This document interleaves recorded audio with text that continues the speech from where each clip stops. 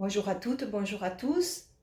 Je vous propose aujourd'hui d'écouter un témoignage oral d'une dame qui a suivi les 3 ateliers sur la médiumnité qui se sont déroulés par visio au mois de mai de cette année, en 2021. Vous allez entendre, c'est très émouvant par moments. Cette dame va vous parler de son cheminement qui dure depuis des années suite au décès de son papa alors qu'elle était encore une enfant. Vous allez comprendre aussi ce qui lui est arrivé au 3e atelier et ce qui continue à se développer et que maintenant elle apprend à gérer. C'est vraiment très intéressant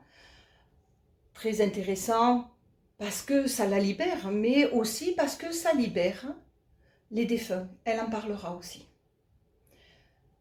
À la toute fin de l'enregistrement, il y a un rajout, vous allez voir, qu'elle a tenu à faire le lendemain de cet enregistrement, car elle souhaite aller plus loin. Je vous laisse écouter pour savoir de quoi il s'agit. Si vous vous sentez intéressé, interpellé, n'hésitez pas à laisser sous cette vidéo vos coordonnées, en quoi vous pourriez l'aider, que ce soit pour le mettre en image, pour écrire. Je vous laisse écouter, faire vos propositions. Vous pouvez aussi laisser vos remarques, vos commentaires toujours sous cette vidéo. Vous pouvez, si vous le souhaitez, aussi aller directement sur mon site internet catherinelopère.fr et m'envoyer un message que je lui ferai parvenir. Si cette vidéo vous a plu, abonnez-vous pour être au courant de la mise en ligne des prochaines. Et pour lui faire plaisir, comme pour faire plaisir à toutes les personnes qui acceptent quand même de faire ces témoignages, mettez un like. Ça lui fera plaisir. À moi aussi. Je vous souhaite un bon moment d'écoute et je vous dis à très bientôt pour une nouvelle vidéo. Bonjour, merci infiniment de bien vouloir nous partager votre témoignage concernant les ateliers sur la médiumnité. Pour rappel, j'ai organisé des ateliers sur la médiumnité. C'est un groupe sur 3 séances. Et avec vous, ça s'est déroulé par Internet, par visio. Alors, je voulais commencer par vous demander pourquoi avez-vous voulu suivre ces ateliers? Alors, j'ai voulu suivre cet atelier car déjà, je suis intéressée par la médiumnité et justement, je voudrais savoir si j'ai des signes de l'invisible et comment les détecter et ensuite, une fois que je les détecte, comment les interpréter. Donc, je jugeais très utile de faire ces ateliers, quoi. Et est-ce que vous avez trouvé une réponse, des réponses, ce que vous cherchiez ou pas dans ces ateliers?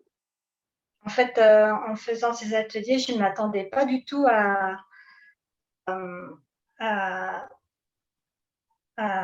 comment dire,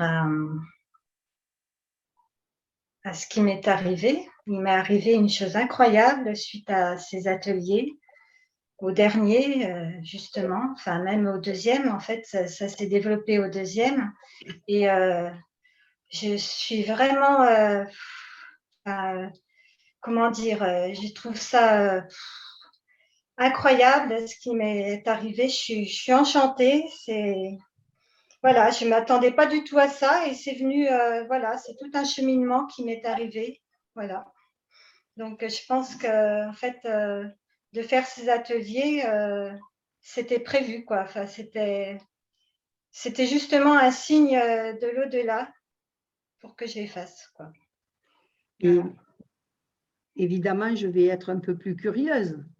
Est-ce que vous seriez d'accord de partager ce qui vous est arrivé? Ah oui, oui, volontiers, parce que justement, maintenant, justement, je peux parler de ce qui m'est arrivé, parce qu'avant, je ne pouvais pas en parler, justement. Et du coup, suite à ces ateliers, j'ai été libérée. Alors, je sais pas comment commencer par quoi commencer tout le fil de l'histoire. comment dire, voilà, donc je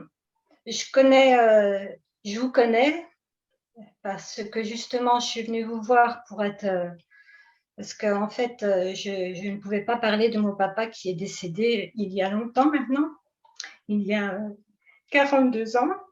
Voilà, je ne pouvais pas en parler et donc j'étais venue vous voir et donc on avait quand même pas mal débloqué de choses, hein, voilà. Et j'ai fait avec vous aussi une hypnose de régression pour autre chose, hein. Et ensuite, avec vous, Catherine, j'ai fait aussi un PCD, un processus de connexion avec les défunts. Voilà. Et donc, pareil, enfin, c'était pour être connecté avec mon papa, justement. Et donc, découvrir, en fait, son histoire, en fait, enfin, la façon dont il est mort avec lui, quoi, comment il a vécu ça. Donc, j'ai vécu ça avec lui lors du PCD. Voilà. Donc, ça m'a ouvert quand même pas mal de choses. Et donc, on s'est arrêté là avec Catherine. Après, il y a eu le Covid et tout. Et donc, vous m'avez proposé de faire les 3 ateliers de médiumnité. Donc, j'étais enchantée de les faire. Et donc, au premier atelier, donc, on a développé la façon de se connecter avec l'au-delà, en fait, hein. On a développé ça. Donc, il y avait un exercice qu'on devait pratiquer, ce que j'ai fait. Je l'ai fait beaucoup de fois durant les 15 jours qui suivaient le premier atelier. Et j'ai fait une décorporation avec cet exercice-là.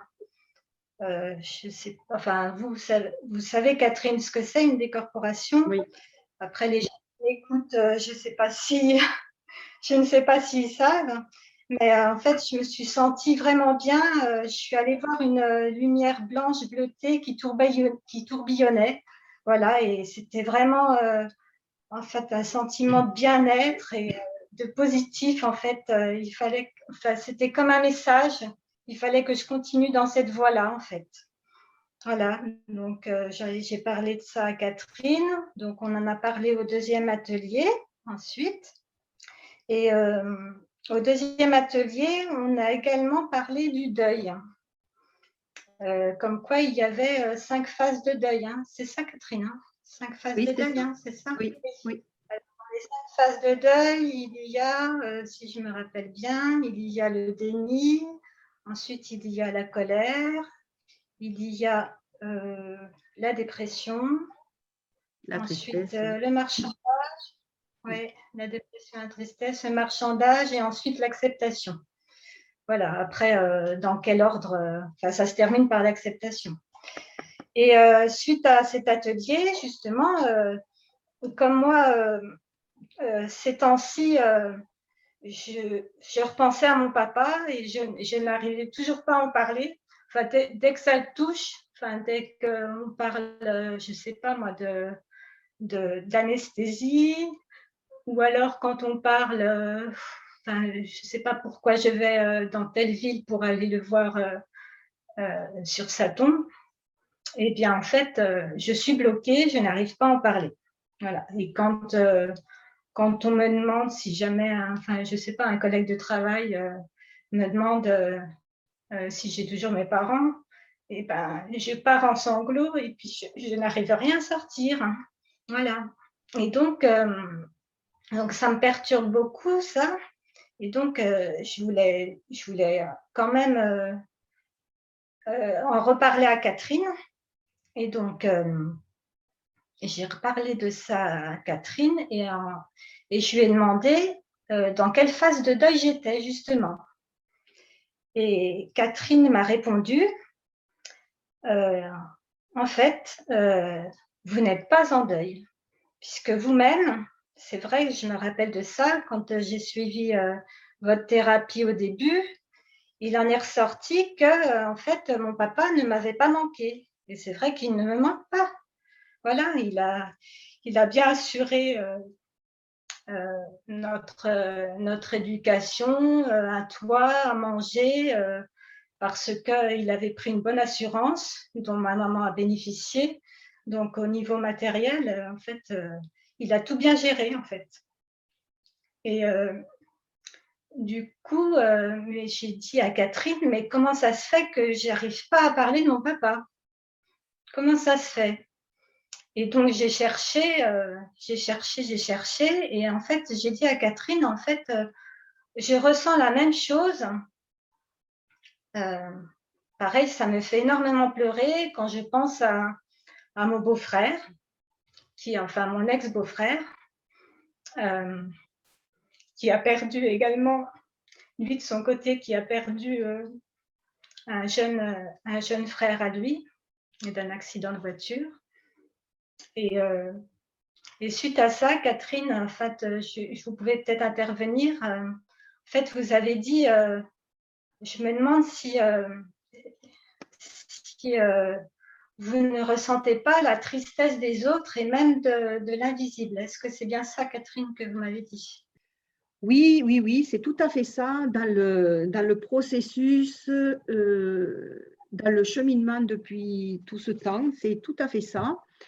Et c'est intéressant qu'on puisse trouver ensemble que ce n'était pas uniquement lorsque vous connectiez au souvenir de votre papa que vous vous mettiez à pleurer, mais aussi quand des personnes étaient tristes pour une raison qui leur appartienne, ou tristes parce que elles avaient perdu un proche.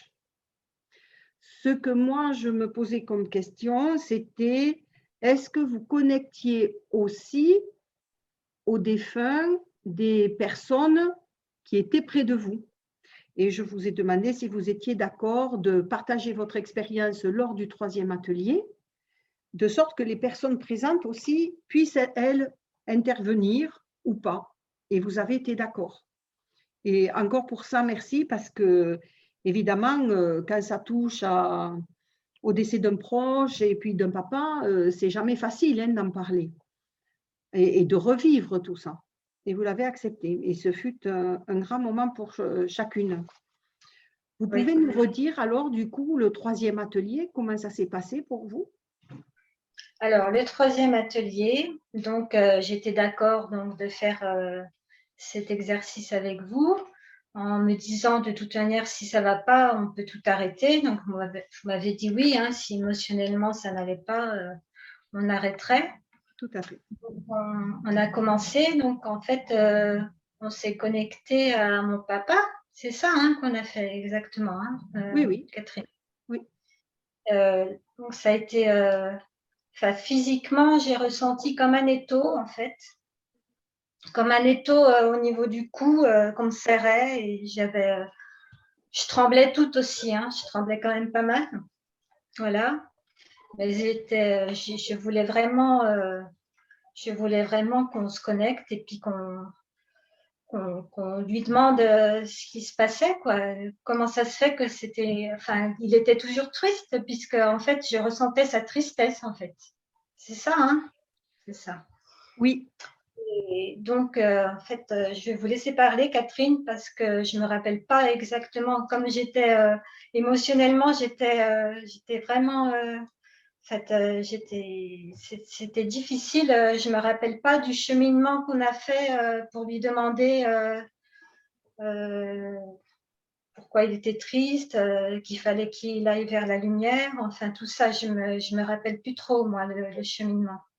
Oui, parce qu'en fait, vous venez de dire je voulais me connecter, et puis on avait pu voir dans le premier atelier que la volonté n'était pas le meilleur partenaire pour connecter au monde invisible. C'était à un autre niveau que ça se passait. Et là, contre toute attente, une autre participante qui, elle, est toujours très, très touchée par ce qui touche les enfants, s'est mise à ressentir cette tristesse. Alors, je dis cette tristesse pour ne pas dire la vôtre, parce qu'en fait, on ne savait pas. Et il se trouve qu'elle a connecté à la tristesse de votre papa. Vous vous souvenez de ce qu'il a transmis comme message? Ah oui, oui, ça, je me rappelle bien de cette participante, hein. D'ailleurs, je la remercie infiniment. Eh bien, elle a dit, je ressens les enfants. En fait, il est triste. Il est triste de ne pas avoir retrouvé ses enfants. Émotionnellement, c'est encore dur, hein. Et oui, parce que sans rentrer trop dans les détails, parce qu'on est dans quelque chose d'intime et de personnel à vous et à votre famille, votre papa est décédé alors que ce n'était pas prévu. C'est Oui, un décès imprévisible. Et il s'est trouvé, de ce qu'on a compris, de l'autre côté, en ne l'ayant pas prévu, puisque inattendu. Et du coup, se connecter cette participante, eh bien, c'était que lui, il avait été très triste de ne pas vous dire au revoir, de ne pas avoir été là pour vous. oui. Et là, vous connectiez à l'émotion de votre papa et elle a pu mettre des mots, ce qui pour elle aussi était une première fois quand même. Et je trouve très beau parce que ce qui montre bien que toute personne qui se sent seule à pouvoir faire des choses ou ressentir, j'ai envie de dire que ce qui s'est passé cette soirée-là, puisque c'était le soir, montre que nous sommes tous en lien et que c'est important de le comprendre, de ne pas se penser qu'on est seul, cloisonné ou isolé, mais que non, on est tous en lien. Et donc, vous avez pu connecter à ça. Ça, c'est une bonne nouvelle. Et donc, oui. Oui, ce que je voulais dire, c'était que, en fait, quand quelqu'un meurt, en fait, on pense à nous, on pense à notre peine, mais on ne pense pas à celui qui part. Et en fait, je n'avais pas du tout pensé à ça, quoi. On n'a pas, enfin, encore heureux que cette participante est intervenue à ce niveau-là, parce qu'en fait, j'ai jamais pensé que lui pouvait ressentir le besoin de nous retrouver, quoi. Voilà, qu'il était triste à cause de ça. Et je trouve que, oui, je comprends que vous étiez triste parce qu'en fait, vous ressentiez sa tristesse sans pouvoir mettre les mots dessus. Et c'est important pour toutes les personnes qui sont dans le monde visible, on va dire, c'est de bien pouvoir prendre le temps de poser les choses, de mettre les mots, et y compris à ses enfants, pour pas être submergé, pour pas submerger ses enfants, et puis se dire que, on pourrait dire c'est une question de croyance ou pas.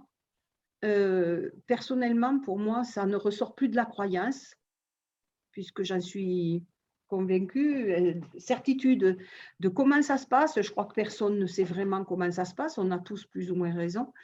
Mais une chose est sûre, c'est que l'on continue de l'autre côté sous une autre forme, hein, d'une autre façon, sur une autre longueur d'onde, mais qu'on a toujours ces émotions, on part avec ce que l'on est. Et quand on part brutalement, c'est difficile de communiquer, de pouvoir dire les choses. Et votre papa a pu communiquer avec vous, mais sauf que vous étiez trop jeune et vous avez été prise par son état émotionnel et non pas par les mots. Et c'est ce qu'a fait cette autre participante, a mis les mots dessus. Et du coup, vous avez été d'accord, et quel courage, j'ai envie de dire, qu'on continue par rapport à votre oncle, à un voisin, et on s'est rendu compte qu'en fait, c'était pour tout le monde la même chose. Que vous connectez en fait à l'état émotionnel des personnes dans le monde visible, nous, les vivants, hein, et du monde invisible. Oui. Ce qui semble quelque part un peu logique, hein, puisque le cerveau doit fonctionner d'une certaine façon pour pouvoir connecter à ça, et du coup, vous captez tout. J'ai envie de dire que c'est comme la télé, hein, que là où vous habitez, vous captez une chaîne à la télé. Moi, j'habite dans un autre département, une autre région, et je capte la même. Il suffit qu'on se mette sur la même longueur d'onde. D'accord. Donc, c'est relativement handicapant. Ah oui. Parce que bon, pareil, je me demandais aussi comment ça se faisait que quand je rencontrais quelqu'un qui venait de perdre un proche, en fait, j'évitais de le croiser parce que je me suis dit, je vais éclater en sanglots, bien sûr, parce que et je me demandais pourquoi j'éclatais en sanglots comme ça. Donc, vous m'avez dit tout ça, donc j'ai réfléchi et c'est vrai que c'est exactement ça, en fait. Euh, je ressens la tristesse du monde visible comme du monde invisible. Et je vous demandais, Catherine, comment gérer ça? Parce que je ne sais pas comment le gérer, moi. Je ne sais pas. Et donc, vous m'avez dit, vous dites, quand vous ressentez de la tristesse comme ça, vous vous demandez si c'est vous. Voilà. Et donc, j'ai fait cet exercice-là, enfin, occasionnellement, en fait, pas forcément avec les personnes que je croise, mais j'ai fait juste ça, par exemple, en regardant un film. Et je me suis dit, est-ce que c'est bien toi qui es triste? Et ça a marché, en fait. C'est pas moi qui est triste. Donc, j'ai arrêté de pleurer, quoi. J'ai arrêté de pleurer. C'est important ce que vous dites parce que souvent, quand je dis aux personnes ou d'autres que moi disent aux personnes, il faut d'abord reprendre les rênes de sa vie, se remettre au sein de sa propre vie. Ce qui nous est renvoyé, c'est oui, mais c'est être égoïste. Non, non, c'est pas être égoïste, mais c'est comment on peut, par exemple, pour vous, soutenir peut-être des personnes, qu'elles soient du monde visible ou invisible, si vous êtes submergé par leurs propres émotions. Tandis que si vous vous recentrez sur vous-même et du coup, vous dites, ah non, c'est pas moi. Donc, c'est OK, cette émotion ne m'appartient pas. Et rien que ça vous permet de prendre de la distance par rapport à ce que vous ressentez et de le verbaliser à la personne, soit de lui dire, tu vois, je ressens ta tristesse et je pleure. C'est comme si c'était la mienne. Et vous allez voir que l'autre va dire, ah mais non, il ne faut pas parce que tu sais. Et là, elle va pouvoir verbaliser ce qu'elle ressent et vous ne le ressentirez plus. Voilà. C'est une antenne relais, un catalyseur. Alors, ce n'est pas évident, on est bien d'accord, parce que là, pour l'instant, c'est la tristesse. J'ai envie de croire qu'il n'y aura pas que la tristesse, parce que c'est un package, les émotions primaires comme ça, et les secondaires. Je pense que ça va se développer. Il faut, comme vous disiez au début, c'est un cheminement, intégrer ça, l'intégrer dans votre propre vie, en prendre conscience. Et avec tout ça, j'ai envie de dire, mais est-ce qu'il y a quelque chose en vous qui a changé depuis ça, depuis ce dernier atelier? Alors oui, hein, déjà, donc après le dernier atelier, en fait, j'avais écrit une lettre à mon oncle juste avant ce dernier atelier, avant cette libération justement. Parce que vous m'aviez dit, vous avez peut-être capté quelque chose, que j'avais peut-être capté quelque chose avant le décès de mon papa ou pendant, et je ne savais pas ce que c'était parce que j'étais jeune.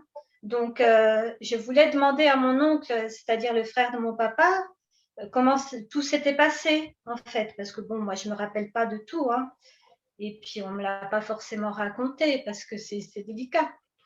Eh bien, du coup, comme je ne pouvais pas lui demander par téléphone puisque je pleurais, puisque je n'arrivais pas à parler quand je parlais de mon papa, eh bien, je lui ai demandé par une lettre écrite. Et donc, il l'a reçue une fois que j'étais libérée, cette lettre-là. Donc, ce n'était pas concordant avec... en fait, quand il m'a téléphoné pour me dire, mais je ne peux pas écrire cette lettre, je ne peux pas te répondre par écrit parce que de toute manière, je ne peux plus écrire parce qu'il est relativement âgé, eh bien, il m'a dit, je vais te parler par téléphone.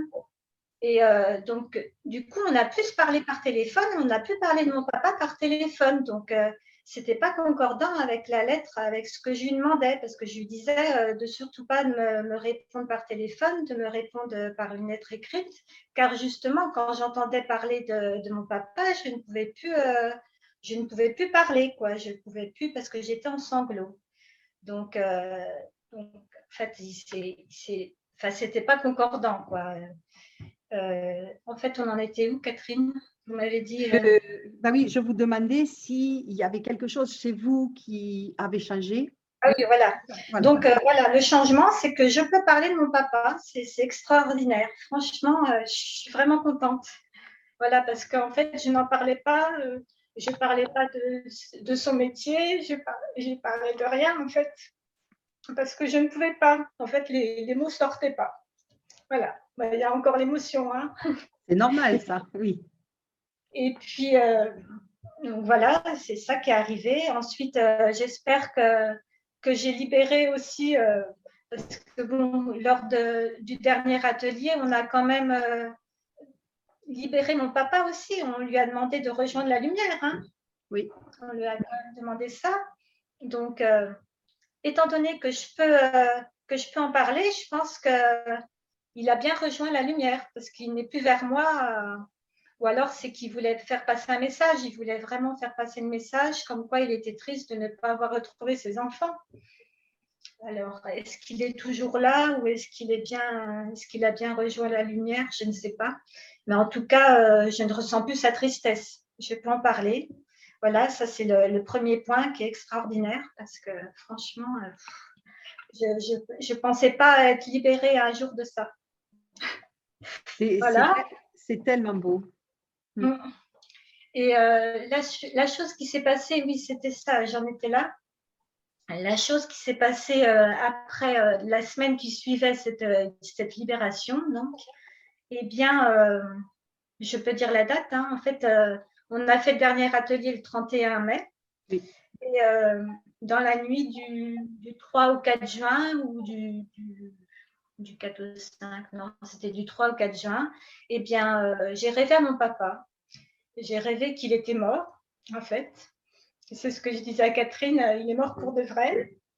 Et en fait, on faisait moi, je voyais ça de loin. Je voyais ma maman, mon frère et ma soeur préparer son enterrement comme une fête.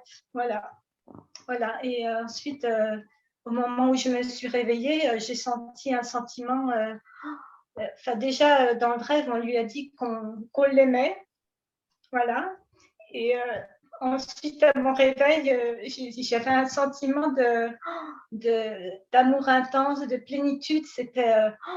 J'étais soulagée. Je ne sais pas ce que je ressentais, mais c'était incroyable. C'était un sentiment de plénitude, de sérénité. C'était vraiment beau. Voilà. J'espère que oui. C'est fort à entendre. Oui. J'espère que je suis bien, qu'on a intervenu aussi sur l'âme de mon frère et ma sœur. Voilà. Ce qu'on peut remarquer, c'est que toute personne qui fait un travail personnel, de quelque ordre que ce soit, ça a une incidence sur ses relations familiales, amicales, professionnelles, que ce soit de façon très évidente ou de façon subtile, forcément. Il y a quelque chose qui bouge en nous, dans notre façon d'être. Et vous, par rapport à l'extérieur, à votre famille, vos collègues de travail, vos amis, vous avez le sentiment d'avoir changé, de vous être… Oui, en fait, j'ai l'impression qu'ils ne me regardent pas de la même façon. Juste la semaine qui suivait, c'est ce que je vous disais, Catherine. Je disais, je trouve que les gens ne me regardent pas pareil. En fait, ils m'écoutent plus. Ils me disent bonjour différemment. Ça fait bizarre. Ça fait bizarre, mais c'est en positif. Hein. C'est vraiment positif. Et j'ai l'impression aussi que je m'exprime plus, en fait. Parce que avant cette date-là, je n'avais pas envie de parler, en fait. J'avais envie de rien raconter. C'était tout le temps, quoi. J'avais pas envie de raconter tout en détail, ce qui m'arrivait, tout ça, ce que je ressentais. Et là, après cette date-là, eh bien, j'arrive à m'exprimer, j'arrive à dire ce que je ressens. C'est tout bon à prendre. Hein. J'attends que ça, moi. En tout cas, c'est vrai que là, c'est un enregistrement MP3 audio. Moi qui vous vois, puisque l'enregistrement est aussi en vidéo, Oui. c'est quand même physiquement, je trouve que vous avez changé. Il y a, vous êtes, je vous perçois beaucoup plus ouverte, beaucoup plus lumineuse, radieuse, avec une joie de vivre. Oui. Qui devait certainement être là, mais submergée par voilà, toute cette tristesse et peut-être aussi l'incompréhension de ce que vous viviez.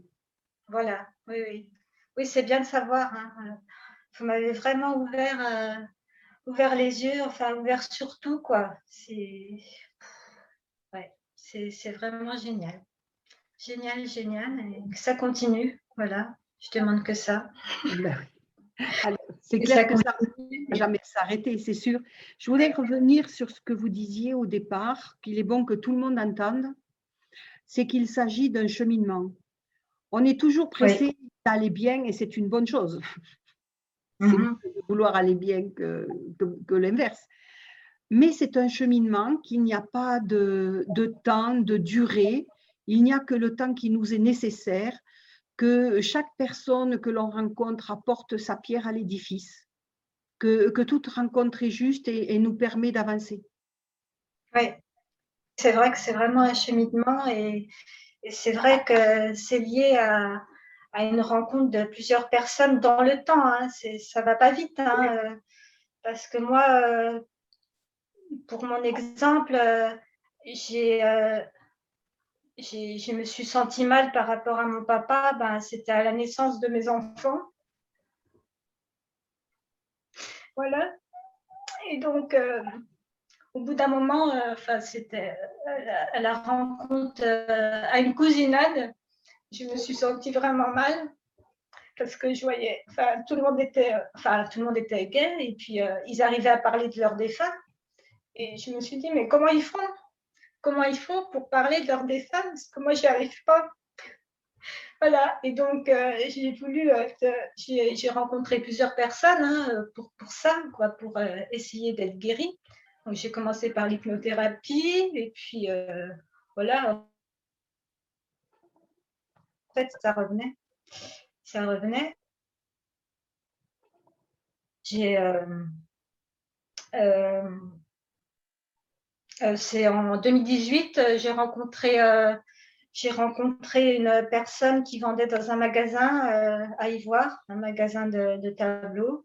Et je cherchais un tableau spécialement qui représentait,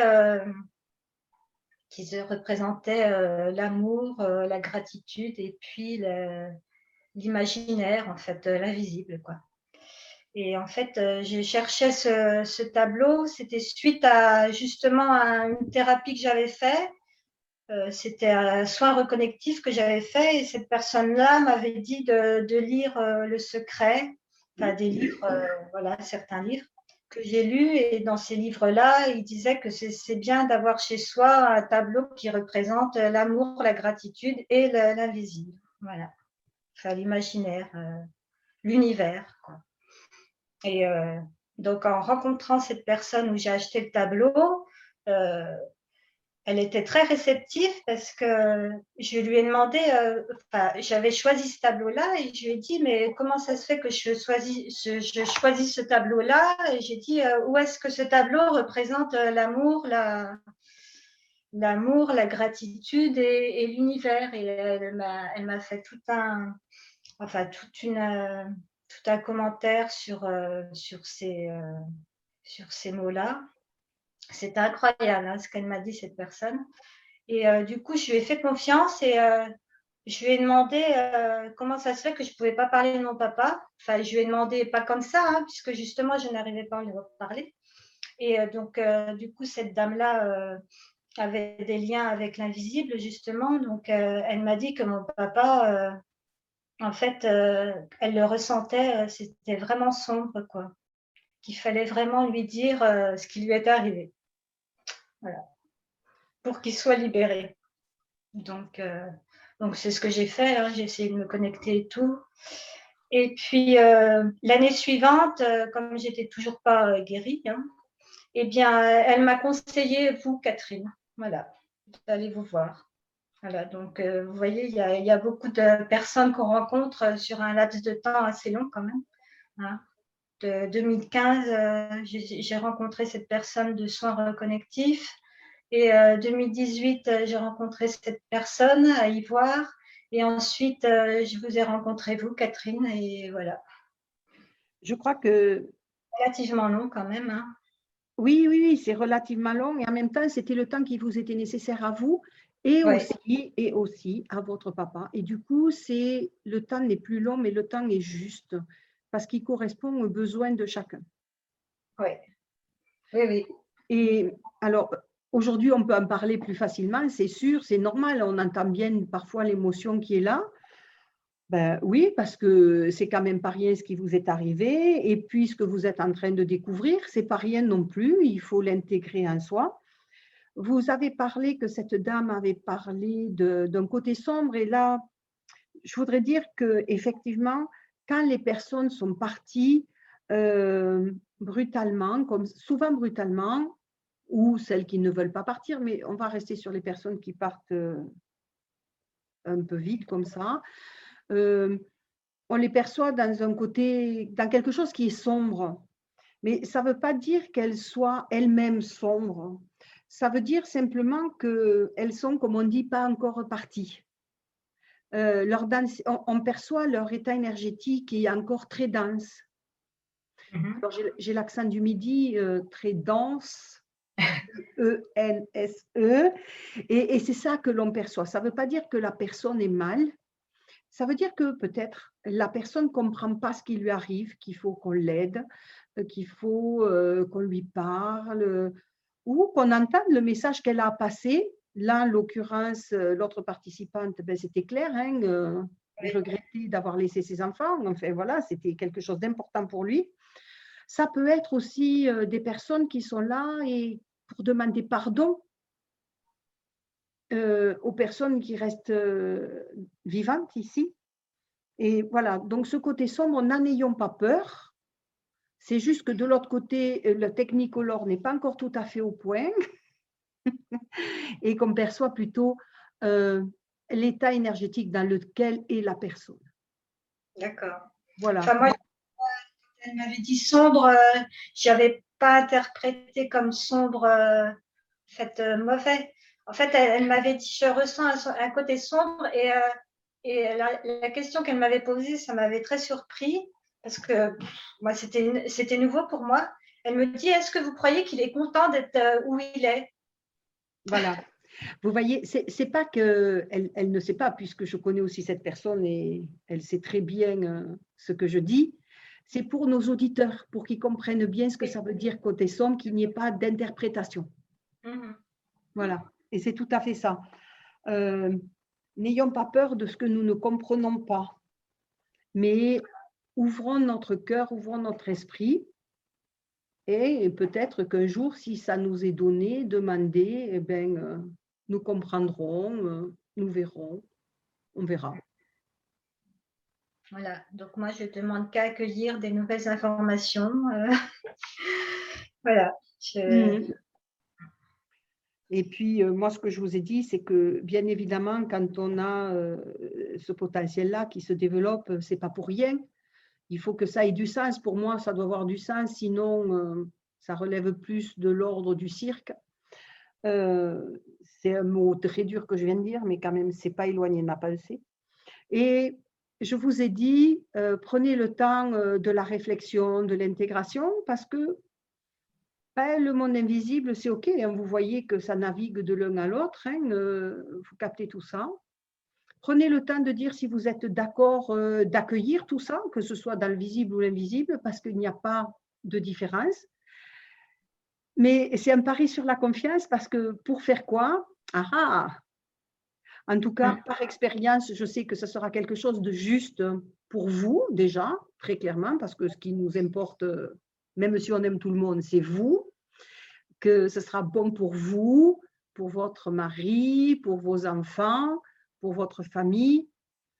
pour vos amis, vos connaissances et tous ceux qui sont dans le monde invisible, parce que peut-être ce seront des gens que vous connaissiez ou pas. Donc, comme on ne sait pas ce qui arrive, parce que quand on dit oui à l'accueil de ces perceptions, on ne sait pas trop ce qui nous arrive, de la façon dont ça nous arrive. Alors, on prend le temps de la réflexion. Et comme on dit en Haute-Savoie et en Suisse, il n'y a pas le feu au lac. Il n'y a pas le feu au lac. Et c'est la musique de la vie aussi. Voilà. Exactement. Est-ce que vous auriez souhaité partager avec nous autre chose? Il y a beaucoup de choses encore, mais je vais pas. Ça va prendre beaucoup de temps. Qu'est-ce que je voulais dire? Oui, en fait, je voulais quand même faire passer le message que, en fait, quand quelqu'un décède, il faut penser à lui aussi. Oui. Il faut penser. Penser à ce que... Voilà. Dites-le nous en restant centré sur vous et pas centré sur eux. Voilà. Pour bien montrer l'expérience. Il faut penser à comment ils se sont sentis au niveau, quand ils sont décédés. Vraiment, je pense que si on pensait plus à eux qu'à nous, ça se passerait autrement, le deuil. J'imagine. J'imagine que le deuil se passerait autrement. Et aussi, ce que je voulais dire, c'était que, en fait, tout ce qu'on dit là, il faut regarder le film Ghost. Le film Ghost est vraiment représentatif de tout ce qui se passe avec l'invisible, en fait. Enfin, moi, je vois ça comme ça. Et la personne que j'avais rencontrée à Ivoire m'avait dit la même chose. Elle m'avait dit, vous représentez ce que vous vivez, il faut le représenter avec le film Ghost, en fait. Oui. C'est un film qui m'a fascinée depuis que je l'ai vu. Je ne savais pas pourquoi, mais en fait, je comprends maintenant pourquoi. Et en fait, aussi, ce que je voulais dire, c'était que une fois que vous m'avez dit donc, que je ressentais la tristesse des autres, enfin, j'ai pas accepté tout de suite. J'ai quand même réfléchi pas mal. Et vous m'avez dit, de toute manière, ce n'est pas vous. Ah oui, c'est ça que je voulais dire. Quand on s'était rencontrés au début de la thérapie, en 2019, eh bien, quand je racontais mon histoire, et je racontais aussi ce que me disait ma sœur sur la mort de mon papa, eh bien, je pleurais beaucoup. Et elle m'avait dit, vous m'aviez dit, Catherine, mais arrêtez de pleurer, de toute manière, ce n'est pas vous. Ce n'est pas vous, c'est l'histoire de votre sœur. Et en fait, maintenant, je comprends pourquoi vous m'aviez dit ça. C'était pas moi. C'était vraiment pas moi. C'était pas moi. Et on voit que c'est important de le dire, mais que la compréhension chez la personne ne se fait que lorsqu'elle est prête. Ah oui. Parce que moi, ça m'avait vraiment surpris, ce que vous m'aviez dit. Je ne comprenais pas. Moi, j'étais pas vraiment dans cette optique. Pas du tout. Et c'est vrai que moi, je vous ai dit ça parce que je ne comprenais pas pourquoi vous vous mettiez dans cet état par rapport à votre sœur. Mais vous voyez, je n'avais pas capté que vous captiez le monde invisible. Comme quoi, les compréhensions se font quand on peut les faire, que ce soit pour les personnes ou les personnes qui accompagnent. Oui. Et c'est ça. Et de nouveau, j'insiste sur l'importance du lien qui nous lie tous. Oui. Et de ce cheminement, vraiment, oui, ce cheminement. C'est... Ce n'est pas terminé. Et ce n'est pas... Ah non, mais là, je dirais même mieux, ça ne fait que commencer. Après, est-ce que vous, Catherine, vous vouliez me parler d'autre chose? Je ne sais pas. Est-ce que j'ai omis d'aborder un sujet ou... Non, je ne crois pas. Je crois que j'ai envie de dire que vous savez maintenant, vous m'en avez parlé, prendre le temps de réfléchir à tout ça. Auparavant, vous étiez plus pressé et évidemment, maintenant, on sait pourquoi. Mais à l'époque, on ne savait pas pourquoi vous étiez aussi pressé de connecter le monde invisible. Et aujourd'hui que vous le connectez, Bon, on verra. On prend le temps de la réflexion. Voilà. Et c'est tellement plus juste, mais en même temps, l'autre façon de faire n'était pas fausse. Hein. C'est juste qu'elle nous donnait un signal, quelque chose qui nous indiquait qu'il y a quelque chose qui se passe. Mais on ne pouvait pas le deviner. Oui, parce que c'est vrai que j'adore être en hypnose. Hein. Vous faites référence à ça. Hein. Et vous allez voir que maintenant, vous n'avez même plus besoin de ça. Quand vous parlez d'hypnose et de régression dans les anciennes vies. Oui, ça c'est... Et on voit, quand on fait les hypnoses dans les anciennes vies, le fil conducteur de nos vies. Alors là, j'espère qu'on ne va pas perdre certains auditeurs, n'est-ce pas? Oui. Mais il y a quand même un fil conducteur dans tout ce qu'on vit. D'accord. Au niveau de l'âme, et c'est nous qui le mettons en musique à chaque fois. D'accord. Voilà. Mais moi, ce que je vois, et c'est pour ça que j'ai accepté cette médiumnité de cette façon-là, parce que je vois, j'ai vu et je continue de voir l'effet bénéfique que ça a sur les personnes vivantes, hein, Oui. comme les personnes de l'autre côté. Parce qu'au départ, je ne voyais pas le lien et moi, le côté spectacle ne m'interpellait pas. Ça ne me parlait pas du tout. Et quand j'ai vu l'effet bénéfique, quand je vous vois, quand je vous entends, et je trouve ça merveilleux, quand je vois un défunt, que ce soit un père, un grand-père, qui viennent demander pardon, qui vient signifier quelque chose ou qui veut communiquer avec une personne ici, que ce soit son compagnon, sa compagne, son enfant. Et la libération, vous avez utilisé ce mot tout à l'heure, libération, c'est une vraie libération qui s'opère des deux côtés. Oui. Et moi, je dis simplement, waouh, vraiment. Rien que pour ça, c'est juste.